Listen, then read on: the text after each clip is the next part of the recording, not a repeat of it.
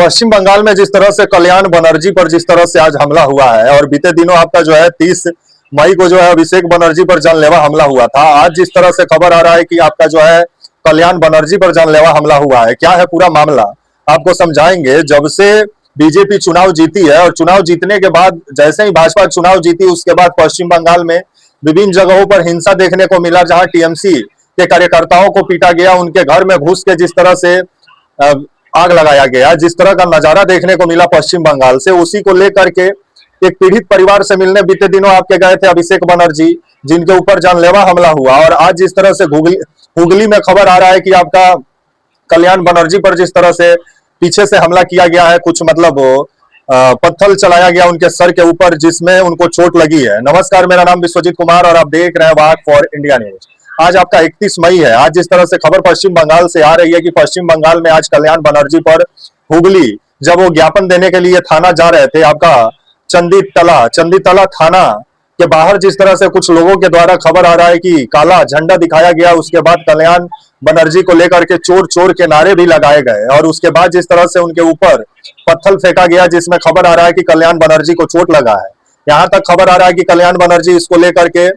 आरोप लगा रहे हैं कि भाजपा जो है वो पश्चिम बंगाल में विपक्ष को पूरे तरीके से समाप्त कर देना चाहती है। कार्यकर्ताओं को, विपक्षी कार्यकर्ताओं को डराकर जिस तरह से रखा जा रहा है और जिस तरह से उनको गिरफ्तारी का डर दिखाया जा रहा है, जिस वजह से पश्चिम बंगाल में अब राजनीति कर पाना मुश्किल हो गया है विपक्ष के लिए। और आने वाले समय में खबर आ रहा है कि कल आपका मतलब खबर आ रहा है कि 1 जून को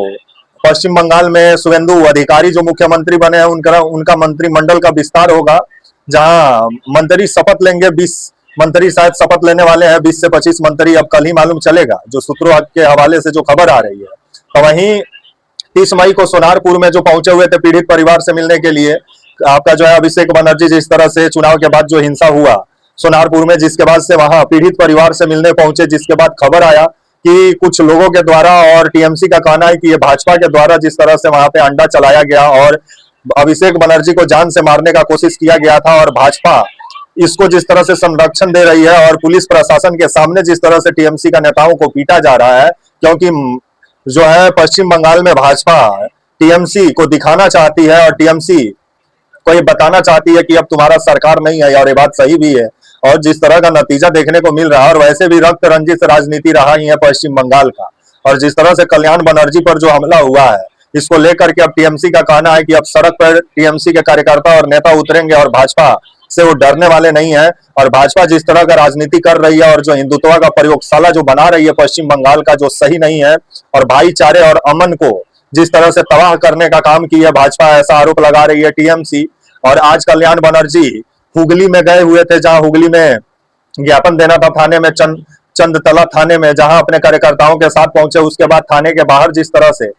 नारा लगाया गया, उसके बाद काला झंडा दिखाया गया, चोर चोर का नारा लगाया गया, और जिस तरह से एक सिटिंग सांसद के साथ आज बदसलूकी हुआ है और उनके ऊपर पत्थर चलाया गया है। और जिस तरह का तस्वीर पश्चिम बंगाल से सामने आ रहा है कि टीएमसी से ऐसा लग रहा है कि बदला निकाला जा रहा हो, जिसको लेकर के पश्चिम बंगाल के लोगों को भी सोचना चाहिए। और जो शुवेंदु अधिकारी नए नवेले जो मुख्यमंत्री बने हैं, वो कभी टीएमसी में ही हुआ करते थे, और दिलीप घोष भी कभी टीएमसी में ही हुआ करते थे। जब उनसे पूछा गया तो दिलीप घोष का कहना है कि ये लोगों का गुस्सा है। तो लोगों का गुस्सा है तो लोग कानून व्यवस्था को हाथ में थोड़ी लेंगे, और लोग अगर इस तरह का मतलब अराजकता अगर रोड पे फैलाने लगे तब तो पश्चिम बंगाल का विकास तब हो गया। अब आने वाले समय में इसको लेकर के दिलीप घोष का कहना है कि ये लोगों का गुस्सा है, तो वहीं टीएमसी का कहना है कि ये बीजेपी जिस तरह से अभिषेक बनर्जी को जान से मरवाना चाहती है और जिस तरह से टीएमसी के बड़े बड़े नेताओं पर जिस तरह से हमला हो रहा है, इसको लेकर के अब सुरक्षा की मांग की जा रही है टीएमसी के तरफ से। तो वहीं आने वाले समय में जिस तरह का हालात पश्चिम बंगाल में बना हुआ है चुनाव के बाद जिस तरह का हिंसा देखने को मिला, मोदी जी भय मुक्त करने का बात कह रहे थे पश्चिम बंगाल का, वहीं जिस तरह से अभी भय का वातावरण जो देखने को मिल रहा है, जहां मतलब टीएमसी के कार्यकर्ताओं और नेता अभी जिस तरह से भागे भागे फिर रहे हैं पश्चिम बंगाल में, तो ये लोकतंत्र है। यहाँ अगर किसी का विचारधारा आपको पसंद नहीं है तो उससे लोकतंत्र में ये तो व्यक्तिगत आपकी राय हो सकती है किसी विचारधारा को लेकर के, लेकिन अगर लोकतंत्र में पार्टियां हैं और लोकतंत्र में विपक्ष का भी भूमिका होता है, अगर विपक्ष को इस तरह से पश्चिम बंगाल में रोड पे जिस तरह से थप्पड़ लपड़ विपक्षी नेताओं पर चलाया जाएगा तो गजब का माहौल बना हुआ है। और इसको विकास का मॉडल बता रहे हैं शुभेंदु अधिकारी, जिनके ऊपर नारदा शारदा का आरोप लगा, वो मुख्यमंत्री बन गए, क्योंकि भाजपा अपना पार्टी में से किसी को मुख्यमंत्री नहीं बनाई। जो टीएमसी से आए शुभेंदु अधिकारी हुए मुख्यमंत्री बने, और उनके ऊपर भ्रष्टाचार का आरोप था तो भी है कि मुख्यमंत्री बन गए, क्योंकि मोदी जी का वॉशिंग मशीन में घुसे। उसके बाद उनका बयान भी सामने आया कि वो विकास का काम करेंगे तो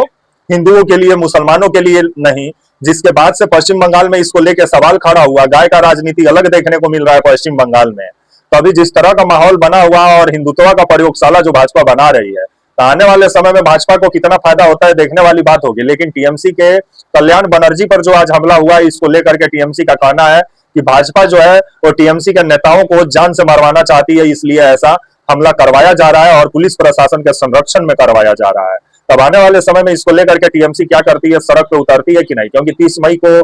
आपका जिस तरह से अभिषेक बनर्जी को पीटा गया, आज कल्याण बनर्जी के सर के ऊपर जिस तरह से हमला किया गया, तो जिस तरह का माहौल बना हुआ है पश्चिम बंगाल में, अगर इस तरह का माहौल रहेगा तो विपक्ष वहां तब राजनीति तो छोड़िए, वहां कुछ बोल भी नहीं पाएगा। क्योंकि जिस तरह का हालात बना हुआ है, ऐसा लग रहा है कि पुलिस प्रशासन पश्चिम बंगाल में मुख्य दर्शक बना हुआ है, और जो वहां जो मतलब असामाजिक तत्व है वो जिस तरह से नेताओं को पीट रहे हैं, कार्यकर्ताओं को पीट रहे हैं, तो गजब का माहौल बना हुआ। और इसी को शुभेंदु अधिकारी विकास का मॉडल बोल रहे हैं। तब आने वाले समय में पश्चिम बंगाल का जनता ही बताएगी कि ये विकास का मॉडल है कि पश्चिम बंगाल में आपसी भाईचारे को तबाह करने वाला मॉडल है। ये आने वाला समय में मालूम चलेगा। तब तक के लिए आप मुझे इजाजत दीजिए, और आप हमारे channel walk for India news को प्लीज लाइक और सब्सक्राइब और शेयर करना ना भूलें। तब तक के लिए नमस्कार, जय हिंद, वंदे मातरम।